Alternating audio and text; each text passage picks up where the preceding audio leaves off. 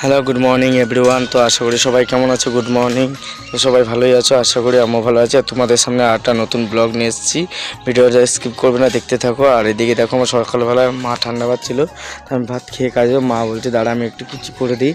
তা মা সেই পেঁয়াজ দিয়ে লঙ্কা দিয়ে কুচিয়ে ডিমে ভুজিয়া করে দিয়ে ভাতটা করে দিয়েছে, তো ভালোই লাগবে। আর ওদিকে দেখো আমার ঝুড়িটা অলরেডি রেডি হয়ে গেছে যে তুমি কাজে যাবো, খেয়ে দিয়ে স্নান করে আমাকে বেরোতে হবে, কাজ করতে হবে। যেহেতু গরিব মানুষ, খেতে খেতেই হবে আমাকে, বুঝতেই পারছো বন্ধুরা।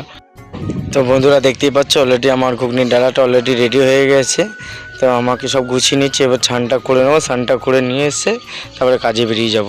তো বন্ধুরা আমি কাজের থেকে বাড়ি চলে এসেছি। আজকে খুব মন চাইছিল একটু ফ্রায়েড রাইস খাওয়ার জন্য, তাই রেস্টুরেন্টে আমি প্রায় আসি, সব কিছু খাই, রোলও খাই, চাউমিন, বিরিয়ানি, ঠিক আছে। ফ্রায়েড রাইসটা কোন দিন খাইনি, তো ললিপপ সব কিছুই যাবতীয় পাওয়া যায় এতে। তারপরে চিকেন স্যুপও পাওয়া যায়। তা আজকে মন ইচ্ছা হলো যে ফ্রায়েড রাইস খাবো, তাই এতে আসলাম। তোমরা দেখতে, তো বন্ধুরা দেখতেই পাচ্ছ ফ্রায়েড রাইসটা চলে এসেছে যেহেতু, দেখতে খুবই ভালোই লাগছে, জানি না খেতে কেমন হবে। তো খেয়ে তোমাদের আমি বলছি কেমন হয়েছে ফ্রায়েড রাইসটা। তো বন্ধুরা দেখতেই পাচ্ছ ফ্রায়েড রাইসটা যেহেতু চলে এসছে, তা আমি এখন খাচ্ছি, জানি না কেমন হবে।